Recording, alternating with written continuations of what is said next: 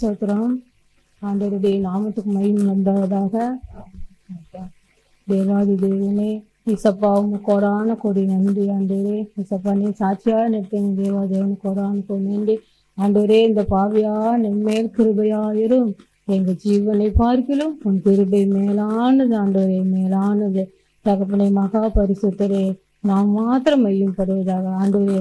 அந்த லாரி ஆக்சிடென்ட்ல நான் ஒரு நாள் எவ்வளோ நாளுக்கு ஆண்டவர் அறியாத காலத்துல ஒரு லாரி ஆக்சிடென்ட் கார்ல நான் கணவரையும் குழந்தை நாள்ல போயிட்டு இருக்கும்போது எங்க பாப்பாவை பார்க்கும்போது பெரிய ஒரு லாரி வந்து என் கார் மேல மோதி எல்லாரும் ஆக்சிடென்ட் ஆகி கீழே விழுந்து கிடந்தோம். அப்போ மறுத்த நிலைமையில தான் நாங்கள் இந்த போலீஸ் வந்து பார்க்கும்பொழுது உயிர் இருக்குதா என்னே தெரியன்ட்டாங்க. திண்டிவனம் 4 ரோட்ல விழுந்து கிடக்குறோம். அப்போ ஆண்டவர் அறியாத காலம் எசப்பா பத்தி எனக்கு தெரியாது, எதுவுமே தெரியாது. ஆனாலும் நாங்கள் உள்ளுக்குள்ளார அப்போ கடவுளே அப்படின்னு சொல்லிதான் தெரியும், ஆண்டவர்னு சொல்ல எனக்கு அப்போ தெரியல.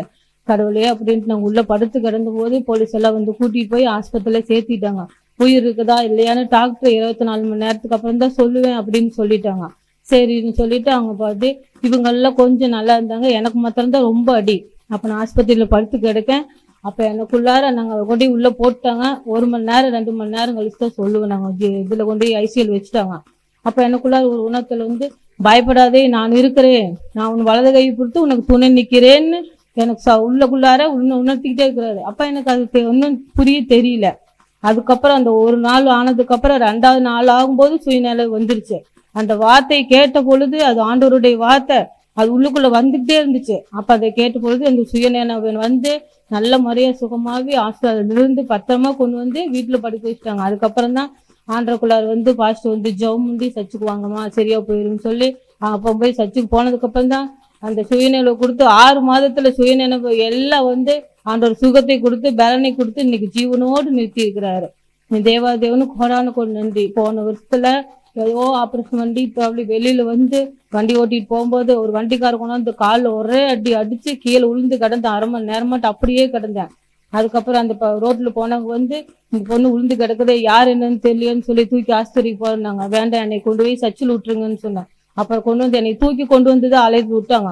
அப்ப ஆண்டவரே எனக்கு காலில் அடிபட்டுச்சு ஏசப்பா, என்ன பண்றதுன்னு எனக்கு தெரியல அப்படின்னு சொல்லி எனக்கு அப்ப ஜெபம் பண்றதும் தெரியாது, எதுவும் தெரியாது. அப்ப நான் உட்காந்துட்டு அழுதுட்டே உட்காந்துருந்தேன். அப்ப வந்து ஒரு வலது கரம் இந்த கால் மேல வைத்த போல இருந்துச்சு. அப்ப அந்த காலை நான் தொட்டு பார்க்கும்போது அந்த காலில் அப்படியே ரத்தம் வடிஞ்சுக்கிட்டு இருக்குது. இயேசுவின் ரத்தம் சொல்லு, இயேசுவின் ரத்தம் சொல்லு, உள்ளுக்குற ஒரு உணர்வு. அதே போல நான் கால் மேல கை வச்சு சிலுவை போட்டு இயேசுவின் ரத்தம், இயேசுவின் ரத்தம், ஜெயம் ஜெயன்னு சொல்லிக்கிட்டே இருக்கு. அப்படியே அந்த வலி நின்று அந்த ரத்தம் எல்லாம் அப்படியே நின்று போச்சு, கால் வீங்கி இருக்கு. அப்புறம் அதுக்கப்புறம் தான் பாஸ்டர்லாம் வந்தாங்க. என்னமோ அப்படி ரத்தம் போகுது, ஹாஸ்பிட்டல் போன. வேண்டாப்பா, நீ ஹாஸ்பிட்டல் ஆண்டவர் போவேணும்னு சொல்லிட்டாரு, நீ ரத்தத்தை பூசினாரு, நான் எடுத்து பூசுறேன் அப்படின்னு சொல்லி ஐயசப்பா ரத்தத்தை எடுத்து இது ரேசு ரத்தம் அந்த எண்ணெய் வைக்கும் போது அந்த வலி அந்த ரத்தம் எல்லாம் நின்று போச்சு. அப்படியே கொஞ்ச நேரம் சர்ச்சிலேயே உட்காந்து ஜெபம் பண்ணிட்டு வீட்டுக்கு வர அந்த வலியே சுத்தமா இல்லை. அந்த அடிச்ச அந்த பையன்காட பயந்துகிட்டு அவன் நடுங்குறேன், நீ போகணும்னு எனக்கு இங்க விட்டுட்டு இல்ல ஆண்டவர் பார்த்துக்கோ நீ போன்ட்ட. அதே போல ஆஸ்பத்திரி போகல, எதுவும் போகல. இந்த கால சுகமாக்கி இன்னைக்கு ஜீவனோடு நிறுத்தி இருக்கிறாரு. தேவனு கோடான கோடி நன்றி சோதரம். அப்புறம் அதுக்கப்புறம் தான் ஜீவோலி இப்ப 2 மாசத்துக்கு முன்னாடி டிவி கிடைச்சது. நான் டிவியே பாக்குற பழக்கம் இல்லை. சரி நம்ம டிவி இழுத்து கடையில உட்காந்துட்டு இருக்கிற டிவி பார்க்கலான்ட்டு முதல்ல டிவி இழுக்கும் போது ஐயாவோட ப்ரோக்ராம் தான் அப்படியே மாத்திக்கிட்டு வரும்போது ஜீவோலி செப்புக்கு ஒன்று வந்துச்சு, நம்ம பார்க்கலாம் அப்படின்னு சொல்லிட்டு ஐயாவோட ப்ரோக்ராம் பார்த்தேன்.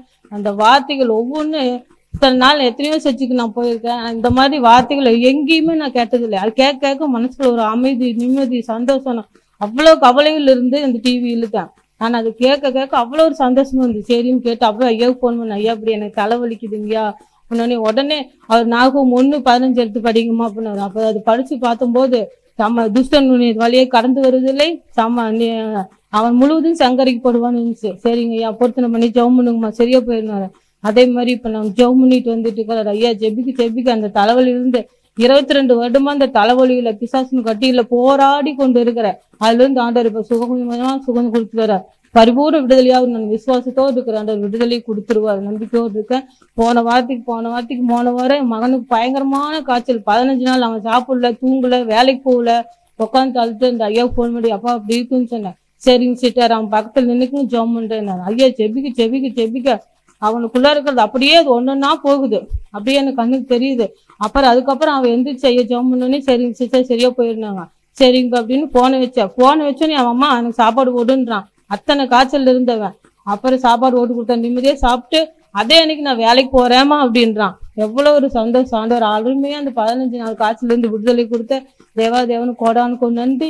எனக்கு 1 மாசமா காய்ச்சல் இருந்து காய்ச்சல் விட்டு விட்டு வந்தது. அப்புறம் ஐயாவுக்கு போன் பண்ணி ஜெபம் பண்ணும்போது அந்த காய்ச்சலும் சுகமாச்சு, அல்சரும் சுகமாயி, தலை சுத்தல், எந்திரிக்க முடியல, சாப்பிட முடியல, தூங்க முடியல. அப்புறம் அப்பாவுக்கு போன் பண்ணி ஜெபம் பண்ண முடியும். அவர் ஜெபம் பண்ண அடுத்த நிமிஷமே அந்த காய்ச்சலும் சுகமாகி, அல்சரு, வயிற்று வலி போறது எல்லாம் சுகமாச்சு. எழுந்துச்சு மறுபடியும் நான் வேலைக்கு போவ கடையை நேரத்து ஆண்டவர் கிருபை கொடுத்தாரு.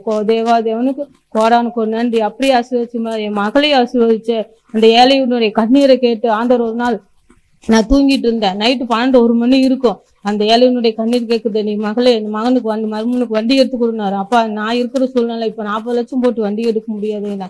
மகன் நழுவுற அந்த கண்ணீரை கண்டு என் உள்ளத்துல அந்த 3 நாளா சொல்லிட்டே இருந்தாரு. அப்ப வந்து அப்பாவுக்கு போன் பண்ணி, அப்பா அப்படியே என்ன வண்டி எடுத்து கொடுக்க சொல்றாங்கப்பா, எடுத்து கொடுங்க சிஸ்டர், தாராளமா நீங்க செய்யுங்க சிஸ்டர் அப்படின்னாரு. சரிங்கப்பா அப்படின்ட்டு எனக்கு ஆண்டவர் உணர்த்தின் போலவே அப்பாவும் டக்குன்னு சொல்லிட்டாரு, எடுத்து கொடுங்க. அப்பா 40 லட்சம் திடீர்னு சொல்றீங்களே, எங்க போவேன், என்ன பண்றேன், என் கையில இருக்கிறதே ஒரே டெபாசிட் 5 லட்சம் தான் இருக்குதுன்னு. அதை போய் எடுத்து 5 லட்சம் மாத்திரம் கொடுத்துறாண்டு. இல்ல நீ இடத்த வித்து எல்லாமே நீ கொடு, 5 லட்சத்துக்கு கொடு அப்படின்னாரு. அப்புறம் ஐயாவுக்கு போன் பண்ண டப்புன்னு சொல்லிட்டாரு, இடத்த வித்துருங்க சிஸ்டர், அது வேண்டாம் சாப்பிட கொடுத்துருங்கட்டாரு. எனக்கு குழப்பமெல்லாம் தீர்ந்துச்சு. ஐயா ஒண்ணுமே யோசிக்கல, உடனே டப்புன்னு சொல்லிட்டாரு. ஆண்டவருடைய வார்த்தை கொடுத்துலான்னு சொல்லி அந்த இடத்த கொடுத்துட்டு மறுபடியும் ஒரு 10 லட்சம் அட்வான்ஸ் வாங்கி 15 லட்சத்துக்கு கட்டி வண்டி எடுத்து எங்க மகனுக்கு கொடுத்தாச்சு. கொண்டு அந்த வண்டியை கொடுத்து சாவி வாங்கி கொடுக்கும்போது அந்த மகனுடைய மூஞ்சியில ஒரு சிரிப்பு வந்தது. அது ஏழையின் சிரிப்புல இறைவனை பார்க்கலாங்கிறது அந்த நேரத்துல தான் நான் பார்த்தேன். அப்ப ஆண்டவர் சொல்றாரு, இந்த ஏழையின் சிரிப்பு கண்ணீர் என் பாதத்துக்கு வந்து மகளே, அதனாலதான் கொடுக்க சொன்னேன். திக்கற்ற பிள்ளைகளுக்கும் ஏழைகளுக்கு நானே துணையினாரு. சரிங்க ஆண்டவரே, நீங்க சொன்னபடியே நான் கொடுத்துறப்பா, எல்லாத்தையும் கொடுத்துட்டு இன்னைக்கு நீ கருநாள் இருந்தாலும் பரவாயில்ல மகளே, அந்த ஏழையினுடைய கண்ணீர் துவசியே உனக்கு நன்றி மகளே. நான் அந்த அன்னைக்கு சிரிப்பை பார்த்து ஆண்டவருடைய மகிமையில நான் அப்படியே அந்த வண்டி மேல ஐயா ஜெபம் பண்ண வண்டிக்கிட்டு போய் கை வச்சுக்க சிஸ்டர்னாரு. கை வச்சேன். அப்படியே ஆண்டவருடைய மகிமை அளவில்லாம அந்த இடத்துல அந்த வண்டி மேல இறங்கி அப்படியே அபிஷேகத்துல அந்த வண்டி நிரம்பி அதை அப்படியே நான் கண்ணாரும் உணர்ந்தேன்.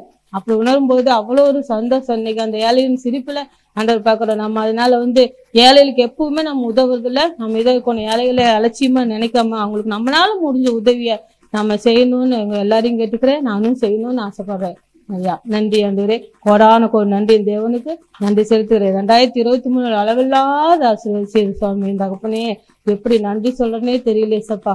எப்படிப்பா நான் நன்றி சொல்லுவேன், சொல்ல வார்த்தையே இல்லையே. நீங்க போதுமே, என் வாழ்க்கை முழுவதும் வேறு ஆசையே இல்லையே. தகப்பனே நீங்க போது ஆண்டவரே, வாழ்க்கை முழுது எங்க சப்பா போது ஆண்டவரே. நாள் முழுது ஏழையில் செய்ய ஆண்டவரே என் கையின் பிரயாசங்களை ஆசீர்வதிச்சு கொடுங்க. சோத்திரம் ஆண்டவரே.